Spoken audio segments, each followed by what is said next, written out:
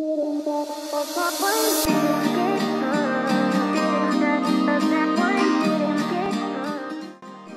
right, well, hey everybody, welcome to our next, video installment of The Big Question. We're talking here to Liz Diddy and to Jay Kim. Thank you guys for joining me on this call.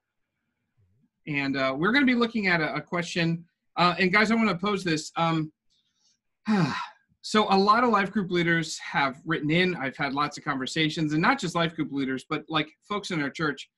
This is a really contentious and confusing time just in our nation. We're filming this a week after the debates, the U.S. presidential debates, which were just not exactly an exercise in constructive dialogue, shall we say. It was really confusing. There was a lot of yelling and shouting and talking over. And that's just kind of a metaphor for, I think, where we are. Just as a society, we talk over each other. We don't listen. There's so much anger, confusion. And that actually can bleed into the way that we communicate just as believers to one another, not just in life groups, but also just as people, as Christians, as brothers and sisters. So we just wanted to talk about how in the world can we communicate well?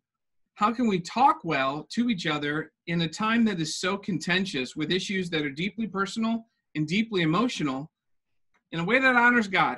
So before we go any further, have you guys experienced this too? I imagine that you have, but have you experienced this kind of tension and division, vitriol in your lives? Yes. I mean, who hasn't?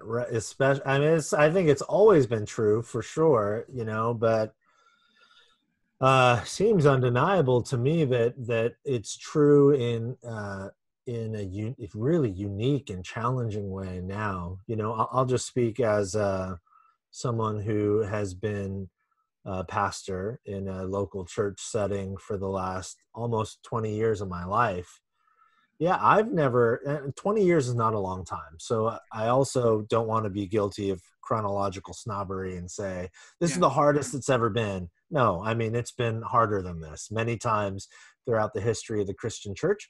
It's the hardest it's been in my 20 years, though, of Christian ministry. And most of my friends who are serving and leading in local churches are 20 years in or less. Some are longer, but and all of those friends tell me the same thing, that at least in our lifetime, this is the most uniquely challenging. It's always been challenging and rewarding in unique ways, and it still is rewarding in really beautiful, powerful ways. But the challenges are so strange, and none of us feel ready for it, for sure, because it's hard to talk to each other these days, and it's really hard to talk for 20, 30 minutes or whatever in a message or whatever, knowing that you're talking to a lot of people. And there's not a week, just lay all my cards on the table here. There's not a week that goes by that I teach or whatever that I don't get emails from a variety of people about something that offended them or hurt their feelings or something. And that's not bad. I'm appreciative of the response and the feedback. It helps make me, it helps to make me better. But it's hard because there are all these ways that we say things that we just have to be mindful of in ways that are new to me. So yeah, I don't know. Those are my thoughts. What about you, Liz? What are your experiences? Yeah, I'd say I've had plenty of awkward conversations, although probably more awkwardness without conversations. I think there's a lot of people who are like, I like you enough that I don't want to talk about this right now because I just don't even want to go there, because I know that if we start getting there, then I'm going to like you less, and I don't want to do that right now.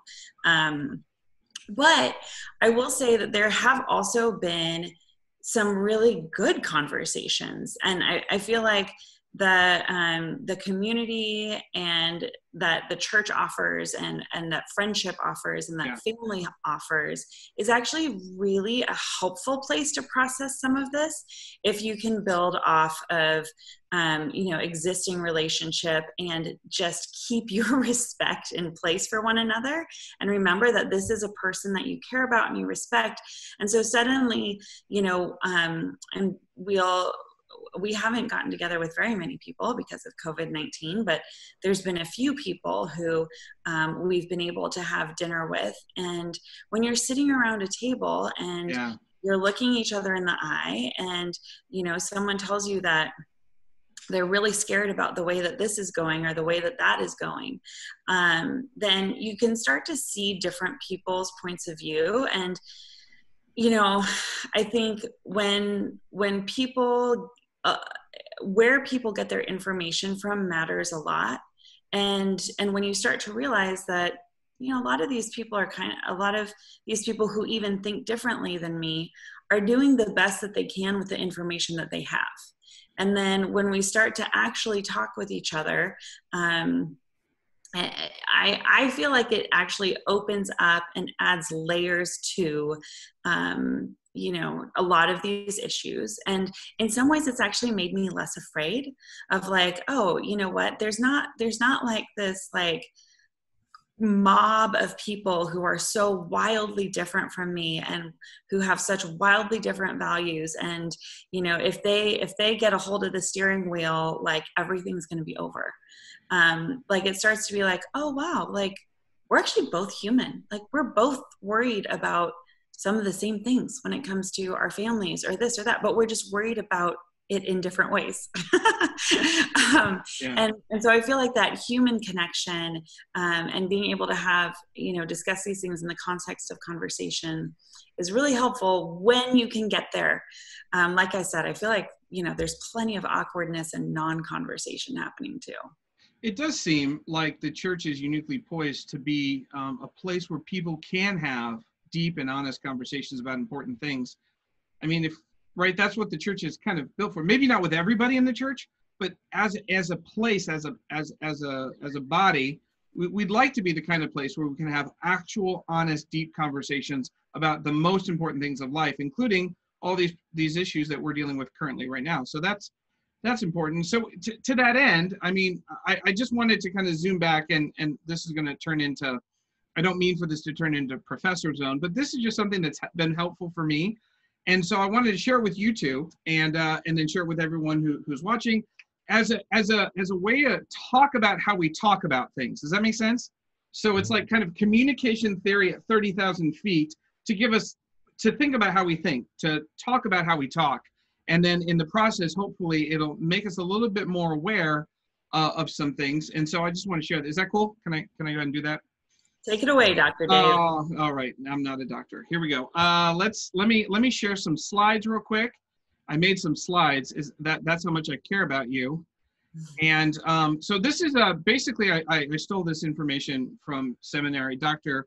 Gary Brashears, who's my seminary cohort leader at Western Seminary. Jay, you know him. You've worked with him for years, as you work at Western too with the Regen Project and the classes that you're teaching there. But as we were going through this, he said, hey, listen, as a pastor, you have to understand a little bit about communication theory, about why humans communicate and what they're going for. So he said there's 4 levels of human communication. This is kind of comm theory 101. And the first is personal intimacy and relationship. People communicate in order to reveal things about themselves and for a relationship. And the purpose is to communicate feelings.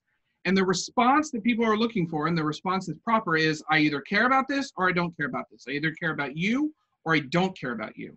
And the goal when somebody shares these things is to connect with another human being.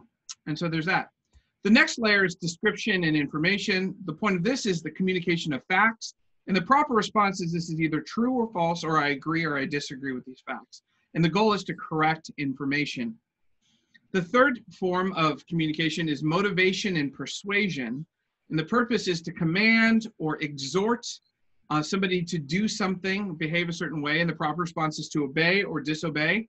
And the goal is to change people's direction, where they're headed and what kinds of things they're doing. And then the last level, the last level is purpose and hope. And the purpose of this is to communicate perspective. And the proper response is to believe or trust. And the goal is to bring comfort and peace to someone. So in the middle of that, that's kind of the general kind of theory. First, communication of feelings, and for personal intimacy, communication of facts, for information, to command and exhort, to motivate and persuade, and then lastly, to bring comfort and peace by talking about purpose and hope. So the reason why I share those is because if somebody comes to you in your group or in interpersonal relationships and something has happened to them that is deeply emotional, what they're looking for is not a correction of the facts of that matter, right? That's not what they're looking for. They're wondering, do you care? And if we respond with, well, I don't know, those details don't seem right to me, what you're doing is you're short-circuiting communication theory. Like, for example, like even in marriage, like if my wife comes to me and she's like mad and she's just like, you just don't even care about the kids or me. And I'm like, well, that's not true. Look what I did here, here, here, here, here, here. Do you see what I just totally short-circuited what she was looking for, which is, man, I'm so sorry you feel that way. That's not true. I'm sorry that has ever even entered your mind. I need to do better. I care deeply about you and whatever I've done, et cetera, et cetera. The point is, if you know what kind of connection the person is going for, what kind of relationship you're in, what kind of thing they're going for, it can actually help you get through some of these landmines of communication. So, reactions, thoughts? Yeah, I find that really helpful. One of the reasons why I think those distinctions are helpful is because in our interactions with one another, whether it's in a life group or just in life, as we're interacting with those who might have a variety of viewpoints that differ from ours, and there could be potential for, real tension between us based on any particular topic.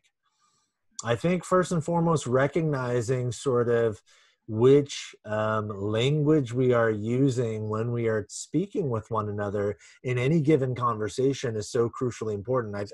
To me, it strikes me that one of the reasons why we so often talk over one another and feel unheard by the other is that often we're using multiple languages. Just like the example you gave, one person might be, using the language of personal intimacy and relationship. They want to communicate how they feel. And then the response might be language 2, which is a description of the facts and the information. And or it might be like motivation and persuasion, language 3, someone's sharing how they feel, and all I care about is motivating or persuading them to think about things the way I do. This is something I'm guilty of a lot in my marriage, actually, where Jenny will communicate her feelings about a particular thing, and my personality is such that I'm constantly wanting to resolve the issue, which usually thrusts me, if I'm not careful, always into language 3, which is motivation and persuasion. I'm going to try to convince you that we need to make X, Y, and Z changes. And what it does is it hijacks any opportunity for real connection, right, and real change, because that's not what she needs in that moment, and what she needs is empathy. What she needs is a recognition and of her experience. And yeah, I'm with you. I think that this is so crucially important and helpful for me in recognizing, like, what are we talking about here, And I think it feels like often one of the reasons why we experience so much tension is because, particularly with language 1, with personal intimacy and relationship, communicating our feelings, trying to know if the other person actually cares, that's the most intimate sort of level of communication. And often that sort of communication is met with another language 2 or 3, usually. And that can be really painful, and it can close us off. I think that that's true for all of us. And, it's the language of empathy. And I think for all of us, empathy is probably number one. Like, we're not going to get anywhere else if there isn't any sense of empathy, if there isn't a level of trust that the other person actually cares what I'm going through and what I'm feeling and experiencing. None of the other things can happen, right? Unless there's that trust built. And so even if we're not the feeling type, we have to land there and maybe even start there most of the time. I was going to say, I think that's key, is that you're not going to get anywhere else until you get there. And so I think starting there is huge, but that doesn't mean you have to stop there, right? Mm-hmm. So if someone says, I'm really scared because, the world is ending for this new reason that is the headline of this week, then you can absolutely, you're not going to get anywhere until you get past the I'm scared, or I'm, and sometimes scare or fear can hide itself as anger or outburst or, taking control of things, or lots of different other ways, right? But until you deal with that part, you're not going to get anywhere else. But to your silly example, Dave, of you don't have to just stop with, oh, but I do love you. You can move then on to what's next, right? And the data can come. You can say hey, I remember I was in the kitchen. If we're all telling our marriage stories, I was in the kitchen and I was reading the news on my phone, and I must have had this look on my face. And Mike was like, Liz, what is wrong? And I was like, can you believe it? And I started to read him the article, and he was like, Liz, it's going to be a different headline tomorrow, right? You don't it's okay. Believe it or not, it's okay. And then he kind of was like, and actually, if you look at this and then you look at that and you look at this, it's actually not nearly as bad as they're making it sound. Yeah. But he didn't just stop with you're being hysterical. Well, he didn't start there, but he didn't just stop with it's okay, honey. You'll be fine. The world's not ending. He then added some really helpful data and perspective and input, and I felt better. But he met me where I was, and then he added some really helpful information on the back end. And so I think the truth is, if you're in too much of a rush to add that information, not only is it, probably not going to affect that person the way that you want it to, but you should probably ask yourself why you are in such a hurry to impart the information. Is it because you want to be right, or you want to sound smart, or you're annoyed that they're, feeling a certain way? And, maybe do a little check there. Because if you're resisting empathy, then there may be something going on. But it's a really simple start, and it's not only helpful to the other person, but it's really productive for the conversation moving forward. Yeah, it feels like, especially with some of these national things, even on our staff, with there are certain people who are deeply affected by the news of some of these racial unrests, the African-American members of our staff, my friends who are Black. It starts with empathy. It's how are you doing? Not what do you think about the facts of this thing? It's how did this affect you? And then starting from that place, and then having conversations about how to move forward. But first, always starting with empathy. It seems critically important. But empathy sometimes is hard to come by, right? We can shut off, shut down, cut out because people have different opinions. Or Jay, you were talking about kind of a general communication theory of something that humans kind of naturally do. And we all do it. So it's not like some people do, or smart people do it, or smart people don't do it. Did you want to? Smart people know the name for it, though. Yeah, so smart people do know the name of it. And we're all about to get a lot smarter because of we're all about to learn something. So Jay, what's that called? Yeah. Well, there's this phrase and this concept in the world of psychology called imagined supporter mechanism. Imagined supporter mechanism. All three words are really crucially important. It's a mechanism It's a mechanism that all human beings, at least in the Western world, I think, all human beings carry. It's sort of like almost inbred in us because of the world we're born into. And the other two words are critically important. It's imagined, meaning it's made up in our own head, and it's about supporters. So what it means, imagined supporter mechanism, in the world of psychology, it's a phrase used to describe that reality within all of us, where we have categories in our minds that we construct because of a variety of reasons, whether it's, media or our own personal experiences or other things. We construct these categories in our minds that certain people who exhibit certain traits are a particular way. So I'll just use a very common example.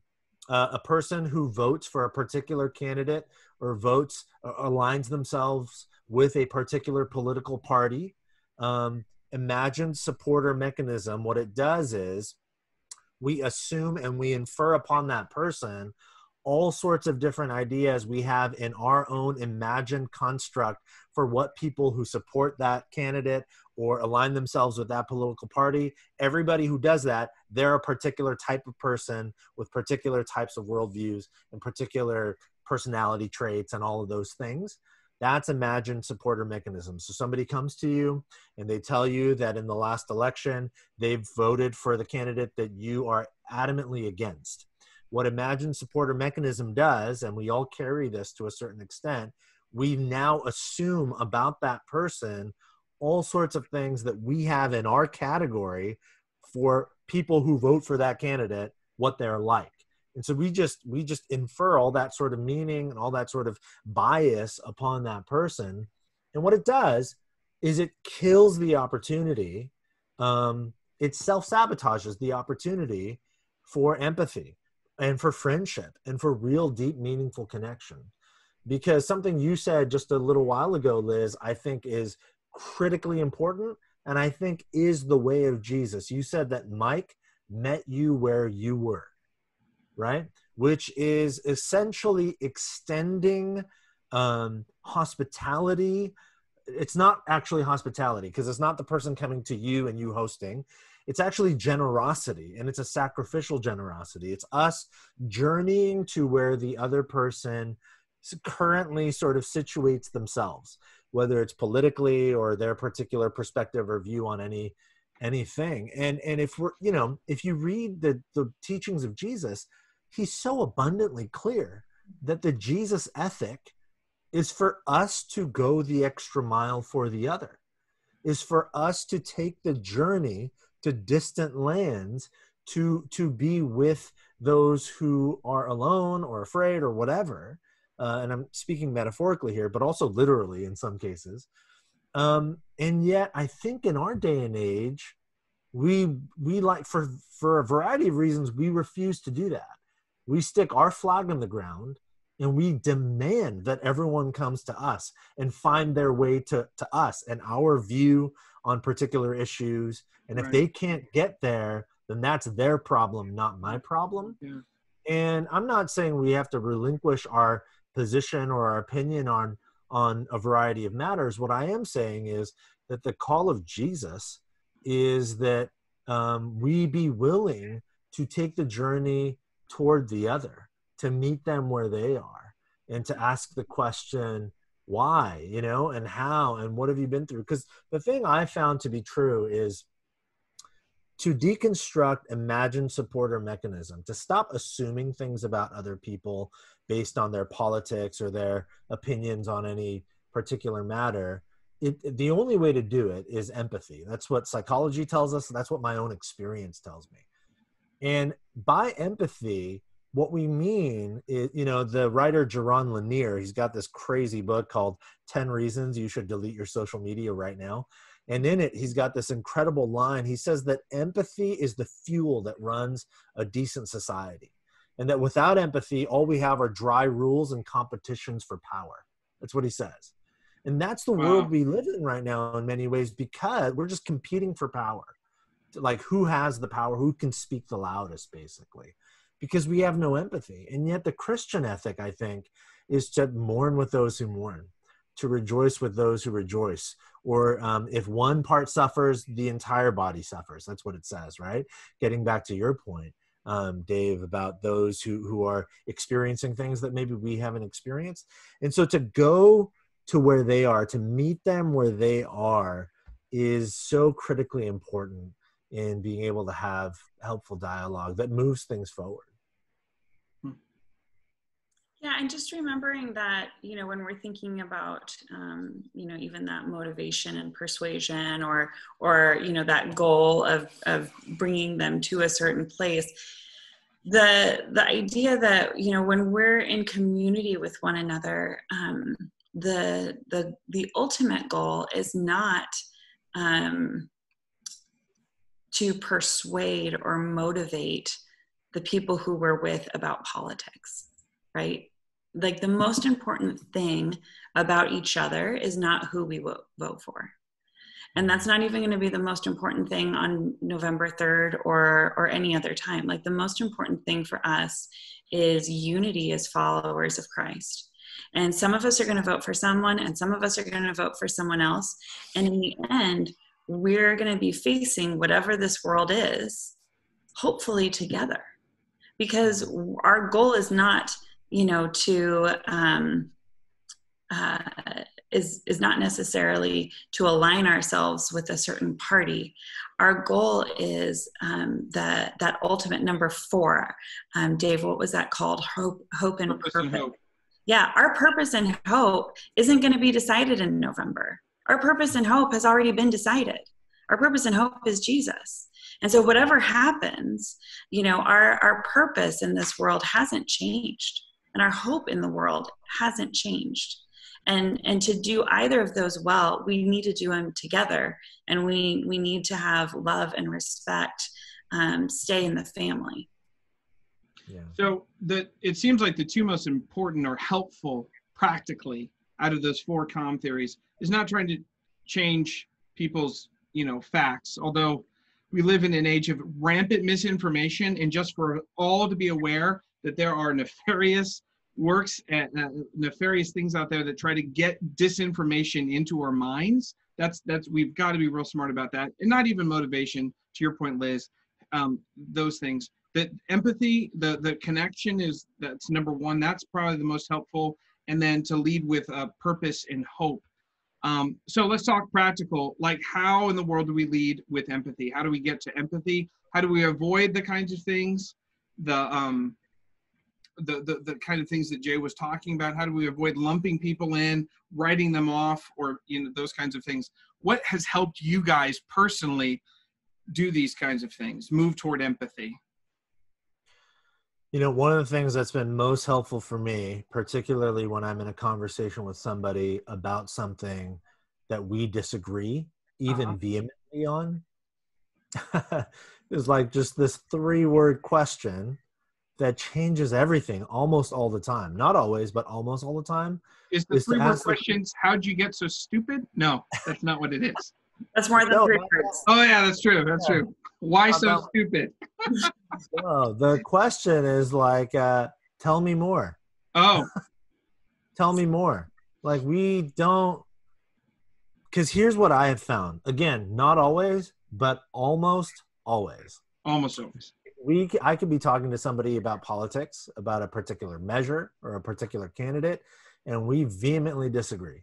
And I have not done this as well or as often as I wish I would, but I have done it where I feel the emotions, right? So the person is like aligned with a particular candidate, a particular measure or whatever. And then, as it happens to all of us, you feel that burning inside and you're like, oh, this foolish human being, right? Why can't they see? And there's a million things you want to say. But then you ask the question like, okay, yeah. I mean, tell me more. Like, where, and not just tell me more, but to follow up and to make it your goal to get beyond the politics and to get beyond the particulars of the candidate or the measure or their particular position on that, justice issue or whatever. And instead to continuously ask, tell me more, with a goal being that I'm trying to get to the most human common denominator with a person. And what I have discovered almost every single time is that what begins as a conversation with a political adversary, you know, who has a totally different view than me, almost always ends up being a conversation with a fellow father or a fellow husband or a fellow human who Right. longs for the flourishing of themselves and their loved ones, a fellow human who has fears and anxieties about the future, just like me, you know, Right. a fellow, you know, just a compatriot in the struggle of life, trying to figure out how they can make sure they leave a better world for their kids than they live in. I almost always find that common denominator if I'm willing to do the work of asking the question, tell me more. So, you know, I have had conversations with people who have literally diametrically opposed views on politics or justice issues or social issues or whatever than me. And I have had conversations with them where we do enough of the tell me more, and enough disarming happens that we land at a place where we still disagree on particulars, but we agree that we hope the best for our children. And we hope that, you know, or that we share very similar fears about the future. And that's, I think, where empathy is born. And my perspective on the person changes. And it destroys those caricatures of the imagined supporter mechanism. So there you go. That's one really practical thing that's been helpful for me on a personal level. Liz, you talked about sometimes there's an avoidance of these things, right? So, I mean, we got to dig into it. What things help you with empathy? What have you, when you make the decision to delve into these deep stuff, and what's helped you with the empathy building? So, I am naturally fairly empathetic. Like Right. that's my go-to. I am Right. all the feels. Like I love the feelings. I love finding that human spot in someone in any conversation that I have, whether it's about politics or anything else. And so in some ways, empathy is actually normally really easy for me. But, and I kind of hinted at this earlier, that imagined supporter mechanism is real in my brain, you guys. Like, it's scary to me how real it is. Yeah. I feel like I should be smarter or more empathetic or above it. But I get like really uncomfortable sometimes when connection and human connection in a relationship is a huge priority to me. And then I think, oh my gosh, if we get into this, like that connection is going to be broken. Or, you know, like I can't let them know what I think because like it's going to divide us. Mm-hmm. And also just like, you know, I can't engage with them because I'm worried that I will like them less at the end of the conversation. So a lot of like, some of the ways that empathy has helped me is to notice my own resistance to empathy and my own reluctance to engage, and how that has a lot more to do with me than with them. And so when I can get past that, what that looks like for me is knowing that, like committing to myself at the beginning of the conversation, that I will be as connected or more connected with this person at the end, because we are going to involve honesty and vulnerability, and it's going to be in the context of love and respect that happens. And so I am going to commit to actually stay connected with that person no matter where the conversation goes. Yeah. And so that for me has been really huge. And when that has happened, I have noticed that actually, you know, just like what Jay was saying, you know, we actually have a lot more in common. And in many cases, the things that they're reacting to and the data that they're reacting to is what they have to work with. You know, and so sometimes it's funny because someone will say something to me and it's from a very different news source than I read. And I'll just think, that's terrifying. Like, what is that happening? Is that true? And then I look it up and you know, and in fact, this happened just this weekend. We were having a conversation and someone who was there actually fact checked someone who was there who had said something. And it wasn't because they were trying to catch them in something. It was because like, oh my goodness, that is scary. And they looked it up and they were like, oh, no, actually, like, sure, if you were going to be like a clickbaity headline or, you know, trying to scare someone, you could paint it in that light. But actually what's going on is this. And we all kind of came around that. And instead of thinking like, oh, this person is an idiot for believing this, it was like, you know what, we all have to be really careful with the information that we get. Yeah. We all have to be really careful with how much information that we like repeat, especially if we haven't checked it out ourselves. We should be, you know, if we're going to put a stake in the ground, that stake in the ground should be, you know, our commitment to our friends and family, not our commitment to an idea or politic. You know, and then like, if we're willing to be honest and respectful, I actually think that it makes it actually makes connection happen, like not in a non-awkward or easy way, but it is actually really possible.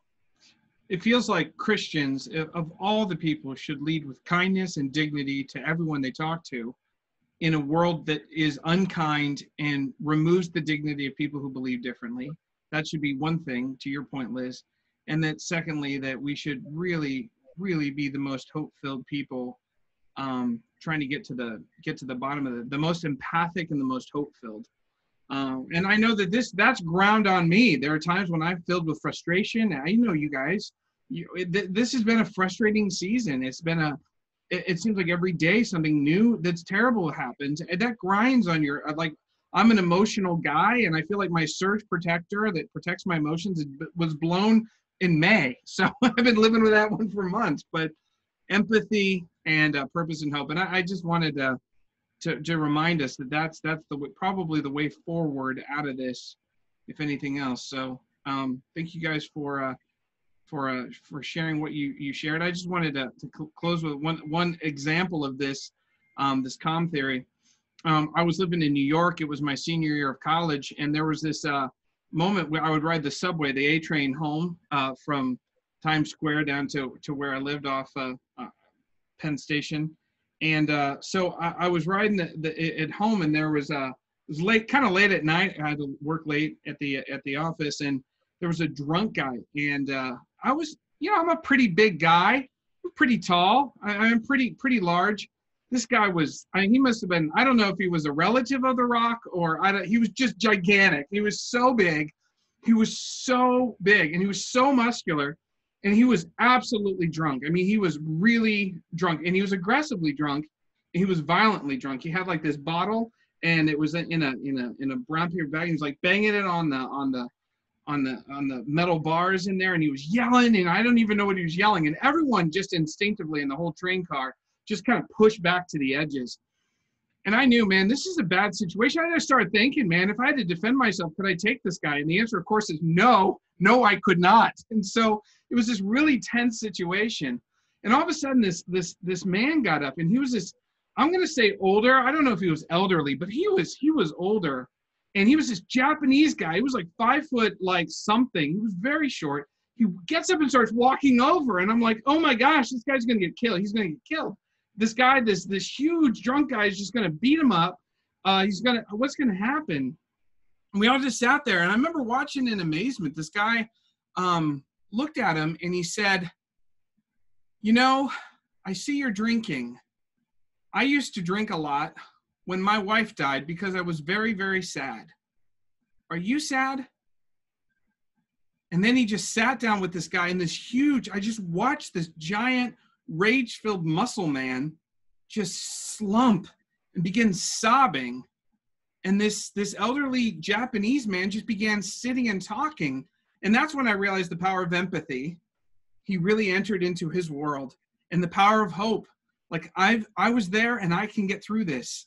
And if we can, I just watched it just diffuse a situation that frankly was probably going to end in an arrest and jail time, if we're honest. And it turned into this beautiful moment of like connection and redemption. And it was really a crazy thing. So I think that if we as Christians can lead like that, and I don't know if that older Japanese man was a Christian, I'd like to think he was, but it was a beautiful moment. And I think if we can just get out of our posturing, and me too, into empathy and into hope, I think we can go a long way. So anyway, I just want to thank you guys for being on here and sharing your perspectives, and thank you guys for that. And I hope that going forward, we can all just be a little bit better. All right. Well, thank you guys for joining us. Thanks, Jay. Thanks, Liz. And we'll talk next time about something far less controversial and easy. Thanks, leaders. These are tough times. Yeah, they are. They are. Thank you guys for doing what you're doing. And we'll see you next time.